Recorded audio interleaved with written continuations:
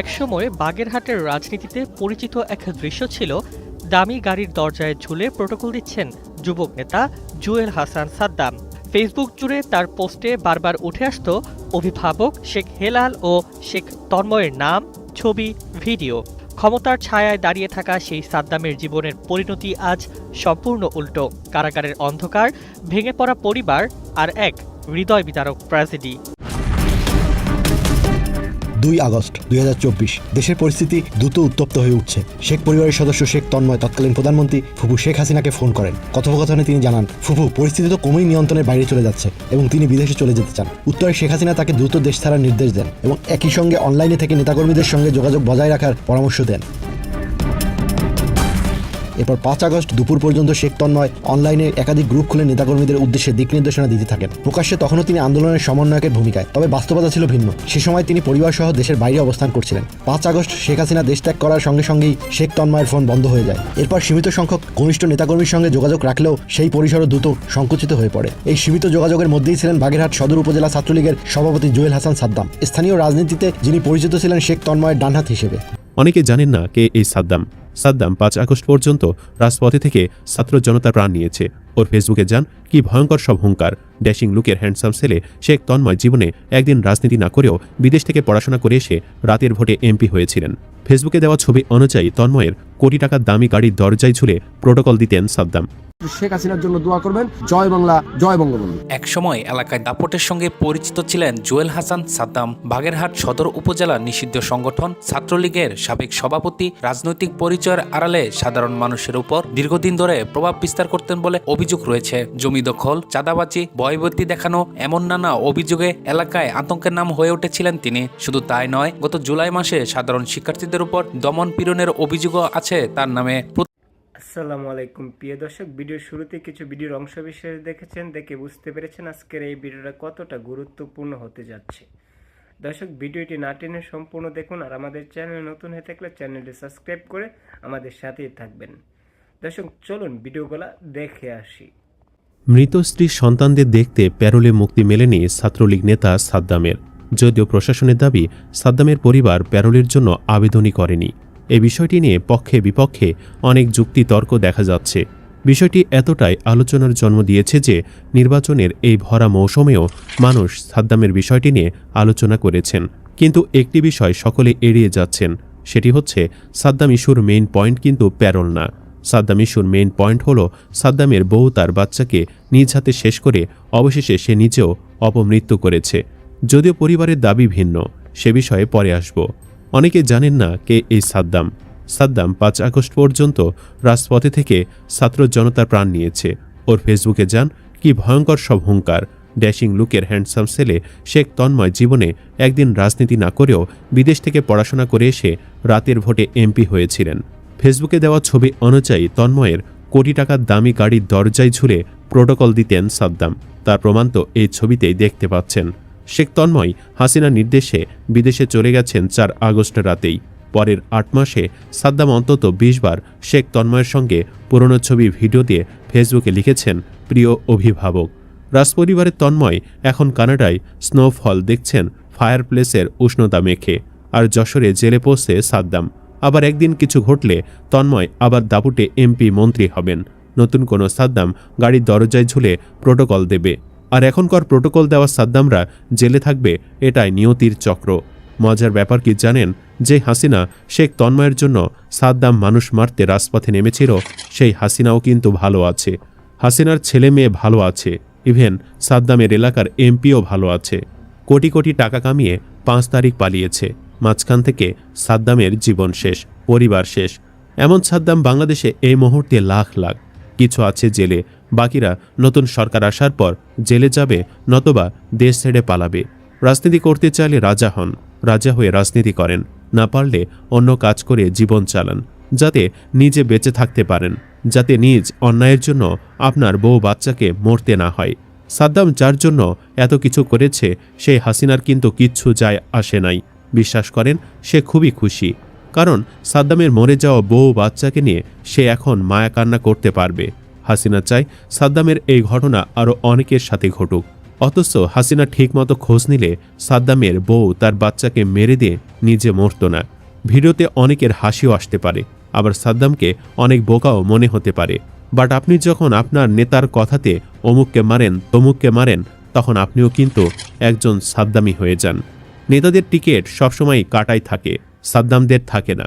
সাদ্দামের জন্য কান্নাকাটি করার কিছু নাই, সে একজন ক্রিমিনাল, আইন তার বিচার করবে। জাস্ট আপনি নিজে কোনো প্রিয় নেতার দ্বারা আরেকজন সাদ্দাম হয়ে যাচ্ছেন কিনা এই প্রশ্নটাই জাস্ট নিজেকে করেন। তাই অতীত, বর্তমান ও ভবিষ্যতের সব সাদ্দামদের বলি, দেখুন, শিখুন, এই চক্র ভাঙুন। অভিভাবকদের তেল মারা বন্ধ করুন, রাজনীতি অবশ্যই করুন, তবে সেটা মানুষের কল্যাণে। কিন্তু পরিবার পরিজন বাদ দিয়ে ন্যায় অন্যায় ভুলে তন্ময়দের নেতা বানাতে মানুষের শত্রু হবেন না। তন্ময়দের জন্য ভোট কেটে অন্যের ওপর জোর জুলুম করে ঘৃণিত হবেন না। হলে ভোগান্তি ক্ষতি আপনারই, তন্ময়দের নয়। ধারণা করা হয় স্বামীর অনুপস্থিতিতে সাদ্দামের স্ত্রী খুবই অভাবে পড়েছিল, একাকিত্ব তাকে গ্রাস করেছিল।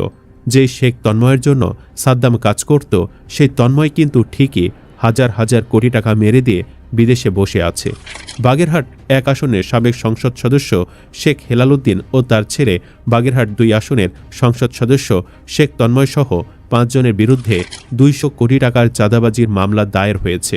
স্থানীয় ব্যবসা প্রতিষ্ঠান নিউ বসুন্ধরা রিয়েল এস্টেটের ব্যবস্থাপনা পরিচালক আব্দুল মান্নান তালুকদার বাগেরহাট মডেল থানায় এই মামলা করেন। মামলার অন্য আসামিরা হলেন শেখ হেলালের ব্যক্তিগত সহকারী মোহাম্মদ ফিরোজুল ইসলাম, তন্ময়ের ব্যক্তিগত সহকারী MA শাহিন ও শেখ শহীদুল ইসলাম। মামলার এজাহার সূত্রে জানা যায়, শেখ হেলালুদ্দিন শেখ তন্ময় সহ 5 জন আব্দুল মান্নান তালুকদারের শহরের সরুই কার্যালয়ে গিয়ে 200 কোটি টাকা চাঁদা দাবি করেন। চাঁদা না দিলে তার ব্যবসা প্রতিষ্ঠান বন্ধ করে দেওয়া, মিথ্যা মামলায় জড়ানো সহ মেরে ফেলার হুমকিও দেয় আসামিরা। যেহেতু সাদ্দাম তন্ময়ের সাথে কাজ করত, তাই সাদ্দাম কখনোই এসব অপকর্ম থেকে নিজেকে নির্দোষ দাবি করতে পারেন না। সুপ্রিয় দর্শক, সাদ্দামের সাথে যা ঘটেছে, এটা কি তার পাপেরই ফসল? কমেন্ট বক্সে ইয়েস বা নো লিখে জানিয়ে দিন আপনার মতামত। ভিডিও ভালো। 2 আগস্ট 2024 দেশের পরিস্থিতি দ্রুত উত্তপ্ত হয়ে উঠছে। শেখ পরিবারের সদস্য শেখ তন্ময় তৎকালীন প্রধানমন্ত্রী ফুফু শেখ হাসিনাকে ফোন করেন। কথোপকথনে তিনি জানান, ফুফু, পরিস্থিতি তো ক্রমেই নিয়ন্ত্রণের বাইরে চলে যাচ্ছে এবং তিনি বিদেশে চলে যেতে চান। উত্তরে শেখ হাসিনা তাকে দ্রুত দেশ ছাড়ার নির্দেশ দেন এবং একই সঙ্গে অনলাইনে থেকে নেতাকর্মীদের সঙ্গে যোগাযোগ বজায় রাখার পরামর্শ দেন। এরপর 5 আগস্ট দুপুর পর্যন্ত শেখ তন্ময় অনলাইনে একাধিক গ্রুপ খুলে নেতাকর্মীদের উদ্দেশ্যে দিক নির্দেশনা দিতে থাকেন। প্রকাশ্যে তখনও তিনি আন্দোলনের সমন্বয়কের ভূমিকায়, তবে বাস্তবতা ছিল ভিন্ন। সে সময় তিনি পরিবারসহ দেশের বাইরে অবস্থান করছিলেন। 5 আগস্ট শেখ হাসিনা দেশ ত্যাগ করার সঙ্গে সঙ্গেই শেখ তন্ময়ের ফোন বন্ধ হয়ে যায়। এরপর সীমিত সংখ্যক ঘনিষ্ঠ নেতাকর্মীর সঙ্গে যোগাযোগ রাখলেও সেই পরিসরও দ্রুত সংকুচিত হয়ে পড়ে। এই সীমিত যোগাযোগের মধ্যেই ছিলেন বাগেরহাট সদর উপজেলা ছাত্রলীগের সভাপতি জুয়েল হাসান সাদ্দাম। স্থানীয় রাজনীতিতে যিনি পরিচিত ছিলেন শেখ তন্ময়ের ডানহাত হিসেবে। জুয়েল হাসান সাদ্দামকে বারবার আশ্বাস দেওয়া হয়েছিল। শেখ তন্ময় তাকে জানিয়েছিলেন পরিবারসহ দ্রুত কানাডায় নেওয়ার সব বন্দোবস্ত করা হবে। সেই আশ্বাসের ভরসাতেই সাদ্দাম এলাকায় থেকে সক্রিয় থাকেন।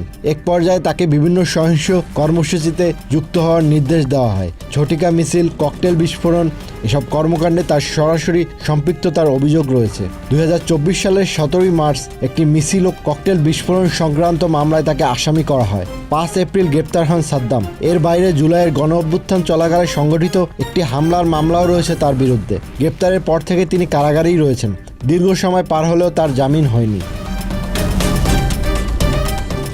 এখানেই দৃশ্যপট বদলে যায়। সাদ্দাম গ্রেপ্তার হওয়ার পর শেখ তন্ময় তার সঙ্গে সব ধরনের যোগাযোগ বন্ধ করে দেন। বন্ধ হয়ে যায় পরিবারকে সহায়তার আশ্বাসও। সাদ্দামের স্ত্রীকে কার্যত নিজের মতো করে চলতে বলা হয়। এখান থেকেই শুরু হয় একটি পরিবারের নিঃসঙ্গ লড়াই। দীর্ঘ কারাবাস, আর্থিক অনিশ্চয়তা এবং রাজনৈতিক আশ্রয়হীনতা সব মিলে চরম মানসিক চাপে পড়ে যায় সাদ্দামের পরিবার। গণমাধ্যমে প্রকাশিত তথ্য অনুযায়ী এই চাপই শেষ পর্যন্ত ভয়াবহ পরিণতি ডেকে আনে। ধারণা করা হচ্ছে স্বামীর বন্দিত্বে মানসিকভাবে বিপর্যস্ত হয়ে সাদ্দামের স্ত্রী স্বর্ণালী তাদের 9 মাস বয়সী সন্তানকে হত্যা করে আত্মহত্যা করেছেন। খবরটি প্রকাশের পর সামাজিক মাধ্যমে শোক ও ক্ষোভের ঝড় ওঠে।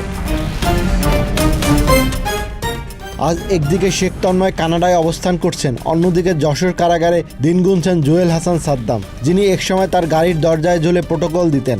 রাজনৈতিক বিশ্লেষকদের মতে এই বৈপরীত্যই ক্ষমতাভিত্তিক রাজনীতির নগ্ন চেহারা তুলে ধরে। ক্ষমতা থাকলে ঘনিষ্ঠতা, বিপদে পড়লে নিঃসঙ্গতা। একসময় বাগেরহাটের রাজনীতিতে পরিচিত দৃশ্য ছিল দামি গাড়ির দরজায় ঝুলে দাঁড়িয়ে থাকা তরুণ নেতা সাদ্দাম। সামাজিক যোগাযোগ মাধ্যমে নিয়মিত পোস্টে উঠে আসতো শেখ হেলাল ও শেখ তন্ময়ের নাম, ছবি ও ভিডিও। ক্ষমতার বলয়ের খুব কাছাকাছি অবস্থান থেকেই নিজেকে ভবিষ্যৎ নেতা হিসেবে উপস্থাপন করতেন তিনি, কিন্তু সেই বলয় সরে যেতেই জীবনের চিত্র বদলে যায় নির্মমভাবে। বর্তমান রাজনৈতিক বাস্তবতায় জামিন যেন আর নিছক আইনি অধিকার নয়, বরং অর্থ প্রভাব নির্ভর একটি প্রক্রিয়া। স্থানীয় রাজনৈতিক অঙ্গনে আলোচনা রয়েছে, একটি রাজনৈতিক মামলায় জামিন পেতে এখন 10 থেকে 13 লাখ টাকা পর্যন্ত খরচ হচ্ছে। প্রভাবশালী আইনজীবী, দালাল চক্র আর আদালত কেন্দ্রিক লেনদেনের এই ব্যবস্থায় পড়ে সাদ্দামের পরিবার আর্থিক ও মানসিকভাবে ভেঙে পড়ে। প্যারোলের কোনো আনুষ্ঠানিক আবেদন না থাকায় সন্তান হারানোর পর সাদ্দাম মাত্র কয়েক মিনিটের জন্য তার সন্তানের মরদেহ দেখার সুযোগ পান। হাতকড়া পরা অবস্থায় সন্তানের নিথর দেহের সামনে দাঁড়িয়ে থাকা সেই দৃশ্য বহু মানুষকে নাড়া দেয়। সাদ্দামের ফেসবুক প্রোফাইল ঘেঁটে দেখা যায় 4 এপ্রিল পর্যন্ত সেখানে আন্দোলন দমন কর্মসূচি ও রাজনৈতিক তৎপরতার আপডেট রয়েছে। শেখ হেলাল ও শেখ তন্ময়ের প্রশংসায় ভরা পোস্ট থাকলেও স্ত্রী ও সন্তানের কোনো উল্লেখ নেই। স্থানীয় সাংবাদিকদের মতে রাজনৈতিক পথে টিকে থাকতে গিয়ে তিনি সচেতনভাবেই ব্যক্তিগত জীবন আড়ালে রেখেছিলেন। কেউ কেউ বলছেন পরকীয়ার সম্পর্কও রয়েছে। এই প্রেক্ষাপটে সবচেয়ে বড় প্রশ্ন, 4 আগস্ট রাতেই যারা দেশ ছেড়েছেন তারা কি আজ বিপদে পড়া সাদ্দামদের খোঁজ রাখছেন?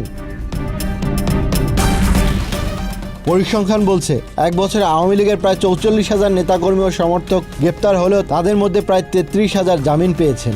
অধিকাংশ ব্যক্তিগত উদ্যোগে নিজের পকেটের লাখ লাখ টাকা খরচ করে। বড় নেতাদের কাছ থেকে মিলেছে শুধু আশ্বাস, শিগগির সুখবর আসছে।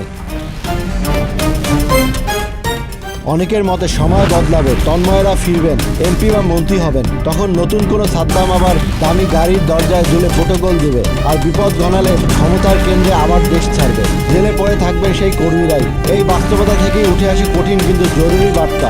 রাজনীতি করা অপরাধ নয়, কিন্তু পরিবার, মানবিকতা আর ন্যায় অন্যায় ভুলে গিয়ে কেবল ক্ষমতাবানদের খুশি করতে গিয়ে অন্যায়ের অংশ হয়ে উঠলে তার মূল্য দিতে হয় সবচেয়ে দুর্বলদের। নামের পাশে শেখ থাকলেই যদি দল ও রাজনীতির মালিকানা দাবি করার সংস্কৃতি চলতে থাকে, তাহলে আওয়ামী লীগের রাজনীতিতে ফেরার পথ আরও কঠিন হবে বলেই মনে করছেন বিশ্লেষকরা। সুবিধাবাদী রাজনীতির এই চক্র ভাঙা না গেলে সাদ্দামের গল্প ব্যতিক্রম থাকবে না, বরং বারবার ফিরে আসা এক করুণ উপাখ্যানে পরিণত হবে।